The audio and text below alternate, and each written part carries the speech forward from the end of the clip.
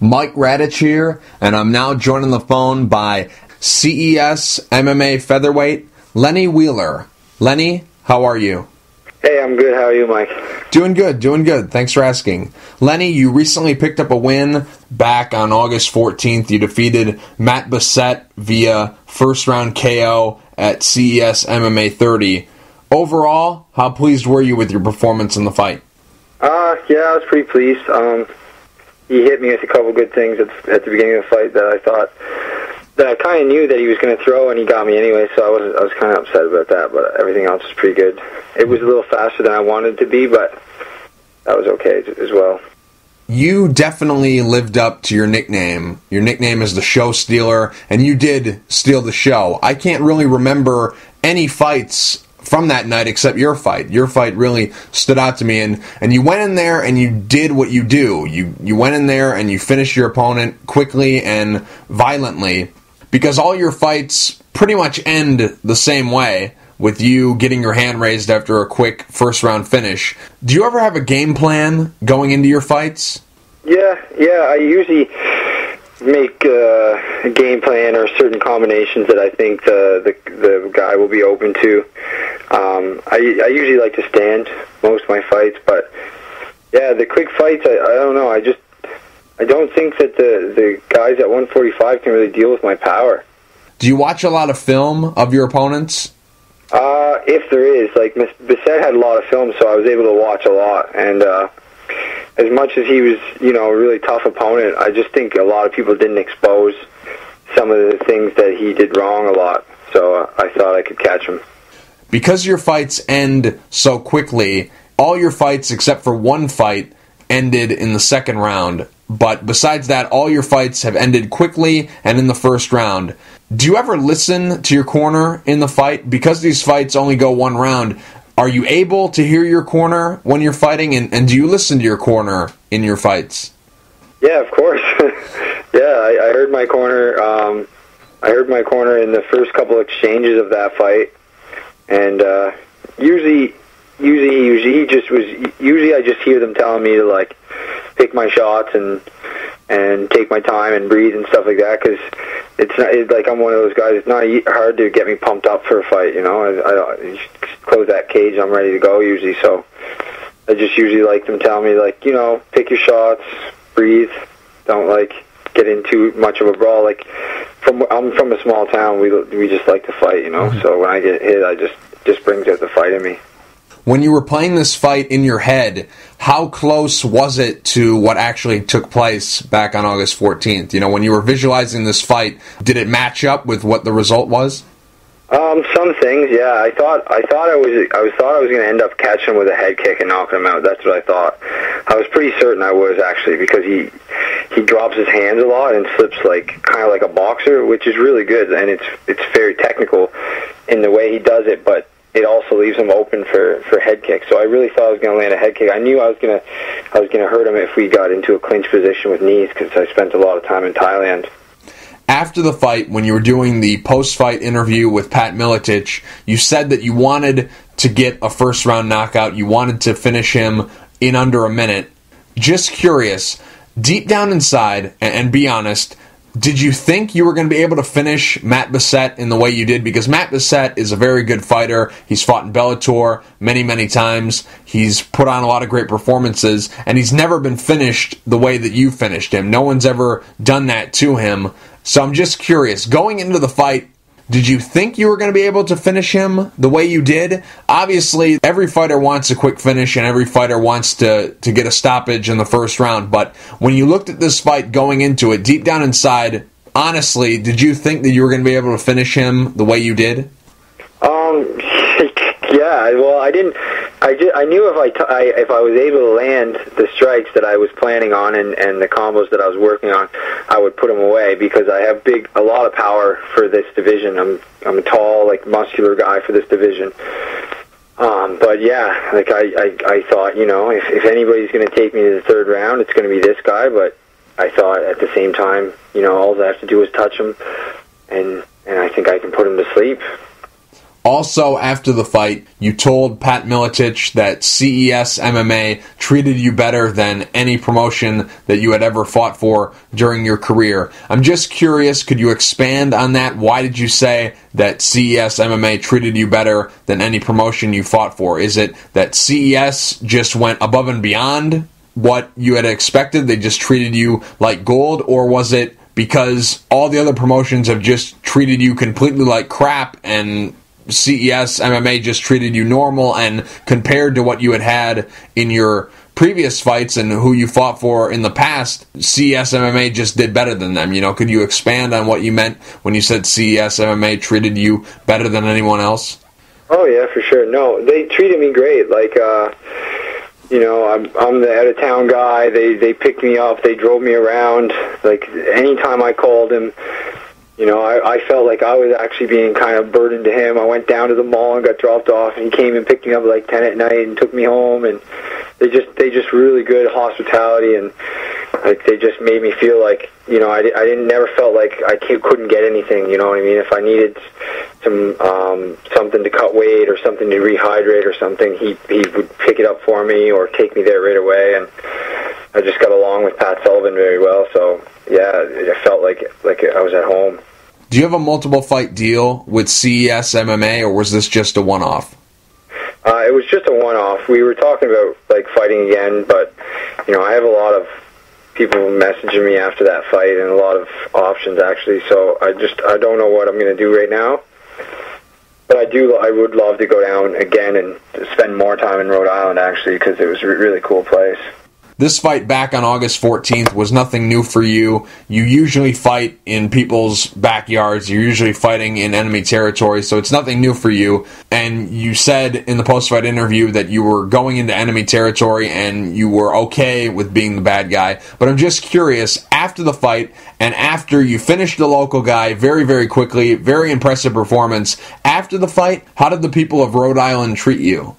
Oh man, they treated me amazing. I was taking tons of pictures with all kinds of people, and everybody was asking me to come back and saying they loved the fight. And it was like, honestly, I've compared to Canada, America, they love their athletes. Like it's a whole new level down there. Like I just love it. I feel like it's where athletes can really thrive, because up in Canada it's really hard to get people to come watch fights. It's really hard to get them to even watch sporting events. We don't have people showing up for your high school games or football games or basketball games. Maybe 100 people. But like I find the Americans just love sports, and it's really cool, and it's a good environment to be fighting in. Overall, you're 9-3 with 1 no contest. All 9 of your victories have come by either KO, TKO, or submission. 8 of your 9 wins have come in the first round. 6 of your 9 wins have come under a minute. And on top of that, in your last 7 fights, you're 5-1 with 1 no contest. What more do you have to do to get Joe Silva or Sean Shelby to call you? That's what I've been asking. I was talking to Joe Silva, but I have to talk to Sean Shelby, because Sean Shelby deals with 145, and Sean Shelby pretty much told me 2 fights ago, he said just keep finishing guys fast and basically stand out of the crowd. And I feel like I did that in my last 2 fights. Like I joined a TV show, went to Japan, knocked a guy out, then went to Rhode Island, knocked out like a really, really tough opponent. So I don't know. Sean Shelby basically told me that he just doesn't have room on the roster right now. But, there's 25 Canadians in the UFC, not 1 featherweight in the UFC.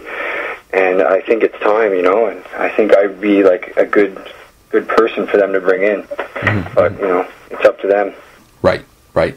Since turning pro in 2008, you've never fought 3 times in a year. You usually only fight 1 time or 2 times a year. I'm just curious, why haven't you fought more than twice in a single year? I had two of the times it was knee surgery. So there was 1 year I fought twice, and then I had to have the knee surgery, and then I ended up not fighting for like a year or something. And then another time it was the knee surgery. That was 2009 and then 2011.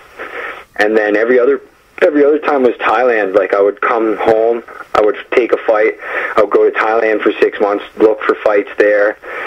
Eventually I wouldn't find them, so I'd come home, take a fight right quick, go back to Thailand. So I was pretty much living in Thailand for about 4 years. I didn't spend much time anywhere else, but I just couldn't get fights there, so I had to keep coming back for fights. So it was expensive to keep, like, coming back and forth, so I was only getting, 2 fights a year or so.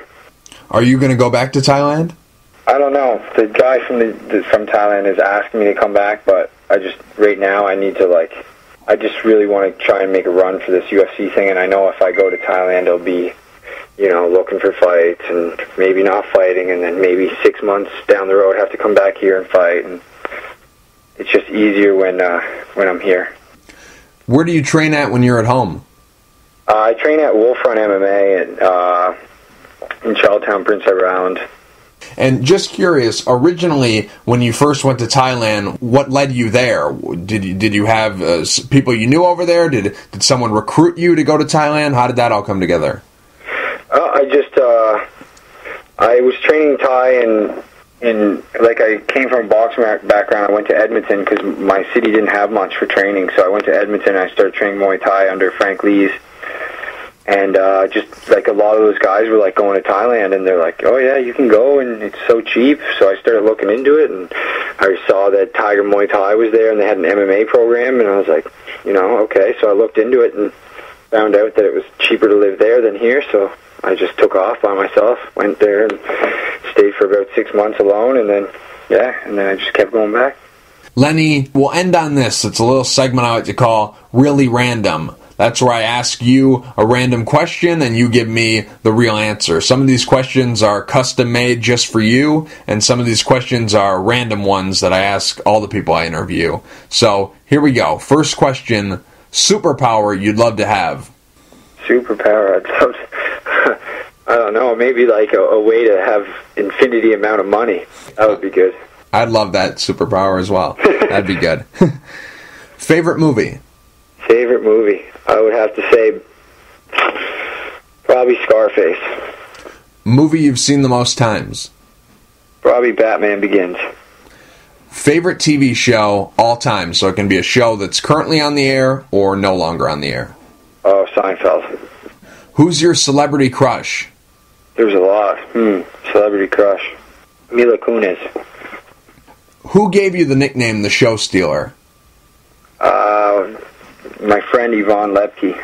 Yeah, just after the first fight, me and the guy I fought, we really went to war, and it was both our debuts, and then after that, the whole show was kind of like not that great, and my friend was just like, "Man, you're the Show Stealer," and it just kind of went with my last name. So, what's the best thing that ever happened to you? The best thing that ever happened to me? Probably my loss to Ricky Goodall. I learned that I shouldn't fight welterweights because they're too big. I learned that you shouldn't take a fight on 5 days' notice if you're not training. And I've learned that you should never, ever, ever, ever not be prepared to fight if you're a professional. What's the worst thing that ever happened to you? Worst thing? Probably when I tore my knee after I just took out like 2 of Canada's top 10 guys, and pretty much I fought Ray Wood in New England fights 6 weeks after my knee surgery, and lost. That was shitty. Would you say that your style of fighting, your philosophy, whatever you want to call it, is kill or be killed? Because you've lost some fights in the first round, but you've won a bunch of fights in the first round, and you've never gone to a decision in your entire career. Is that your philosophy? Would you rather be finished than win a boring decision? No, I think it was just when I started, my jiu-jitsu wasn't up to par, and the 2 guys that caught me were like both getting their ass kicked by me, and the other guy that beat me TKO was he was just at welterweight, so he was just too heavy. But yeah, I'm just an aggressive fighter. I like to fight. I like to get in each other's face and strike, and I like to almost technical brawl. I like to just stand in the pocket and swing, and I think it's the first round too. Like, I'm usually more aggressive in the first round. If I go into the second round, then I can start getting my timing, my my distance better. Even in the gym, I'm the same way. My first round, I kind of go forward the whole time. There's some fighters that will tell you they don't get paid by the hour, so the quicker they can finish the fight, the better. Just curious, have you ever hoped that a fight went longer? Has there ever been a fight where you're like, you know what, I wish that fight would have went longer so I could showcase more of my skills? Have you ever said that during any of your fights, or are you just happy to be out of there so quickly? Because a lot of fighters would be shooting for some of the results that you've got, these under a minute finishes. So I'm just curious, have you ever said that after a fight? Have you ever said, you know, I kind of wish it would have went longer? Yeah, pretty much every fight I'm like, you know what, I wish that went longer. I want to get experience in the cage, and I want to be, but at the same time, I'm so calm in there now, even though I haven't been in that fight as much. I just feel like the most nerves you get in a fight is the anticipation. So wrapping the hands, waiting backstage, that's the most nervous part of the fight. Once the fight comes off, or once the doors close and the fight comes on, lights come on, you know, my brain just shuts off. I don't hear any, there's no doubt, there's no visualizing anything anymore. It's just my brain shuts off, and it's just like, all right, buddy, let's go. You know, get the ref out of the way and let's do this. Now, when you have a fight that ends in 18 seconds or 21 seconds or 30 seconds, you know, one of these quick fights, does it feel shorter than that? I'll never experience that. I'm not a fighter, but so that's why I'm curious. Do these fights feel a little bit longer? Like when you hear the ring announcer say, oh, in 18 seconds you beat this guy, did the fight feel longer than 18 seconds, or because it went so quickly it felt shorter? You're like, oh, 18 seconds, he lasted that long? Like when you get one of these quick stoppages, how do they feel? Do they feel longer or do they feel shorter? Yeah, they always feel longer. Mm-hmm. Always.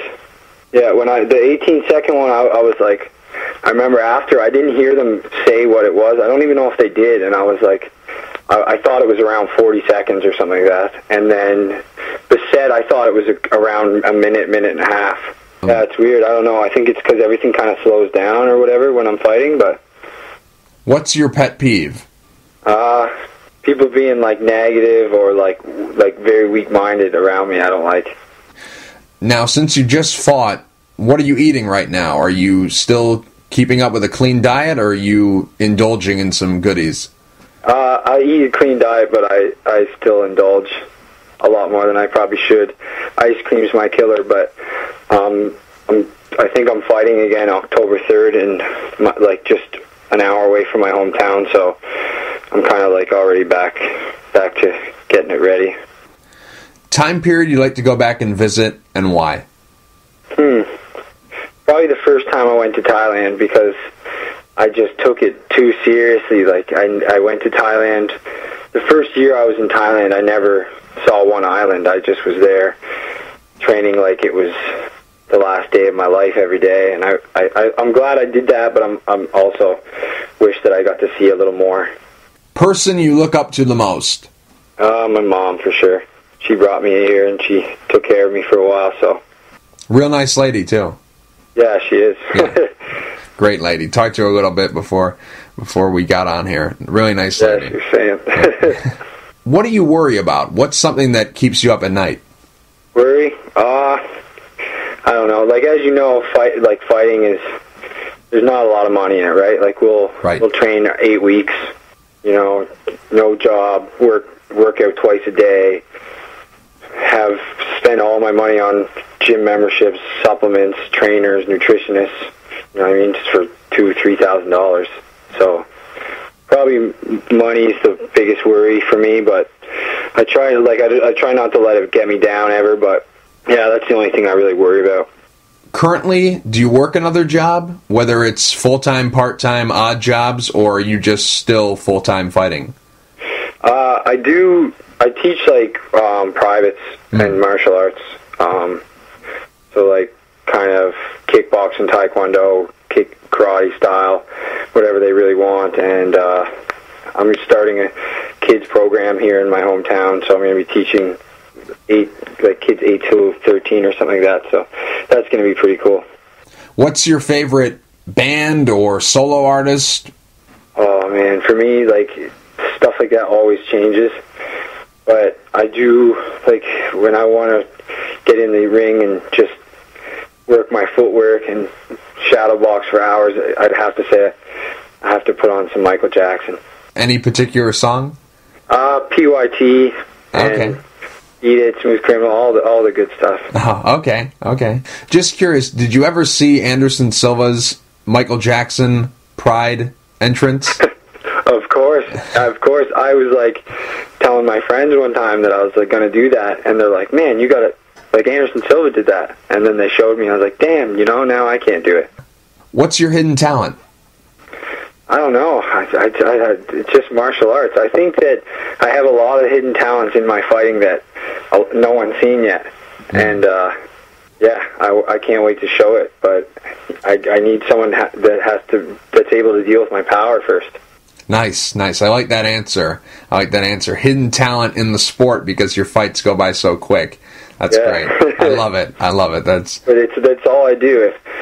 If I wake up in the morning, I train, I come home, I watch videos of my old fights, someone I'm fighting, someone I want to fight, or someone like Nicky Holskin, and I just watch what he does, see how to do it. Mm-hmm. Not the way he does it, but take away a piece of it and put it to the way I do it. What's the number one thing on your bucket list? Number one thing on my bucket list, get to the UFC. Good answer. That's all I think about every day, every night. Now, I think I know one of the answers, but I'm curious to know what the other two will be. Let's say you found a magic lamp, and you rubbed that magic lamp, and a genie appeared, and the genie said that he was going to grant you 3 wishes. What would those 3 wishes be? That's a good one. I would like to go back in time and fight BJ Penn for the belt. That would be one. Okay, that's a good one. I like it. Just because I think BJ's a beast, and it'd be cool to fight him. Another one, I would like to fight in Glory someday, but I don't know if I'm going to be able to because it's more of a wishy thing because I think you can't do both. I don't really believe you could do both. I think the guys in Glory just are too good. You have to focus times a day on kickboxing. And if I can make a third wish, I don't know, man. It'd just be to have a lot of money.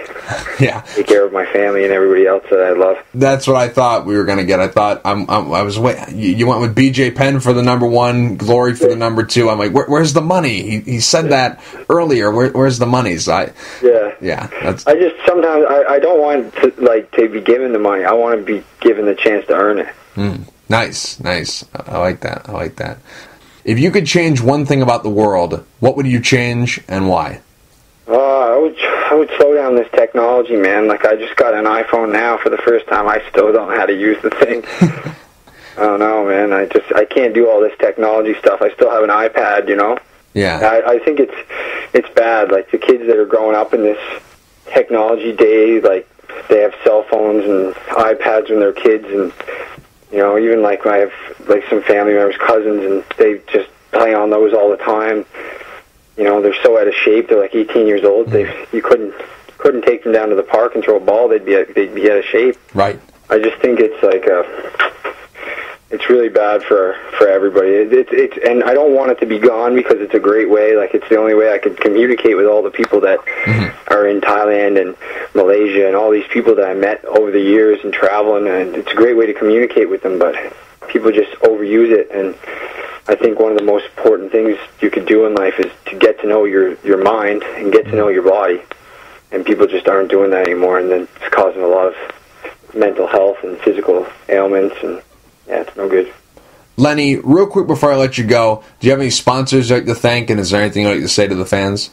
Oh, man, right now, honestly, I don't have any sponsors because I've been kind of traveling a lot, but I have a lot of friends that help me out along the way, and I appreciate them. But and for the fans, just keep watching, keep sending me Instagram, Facebook, Twitter, anything.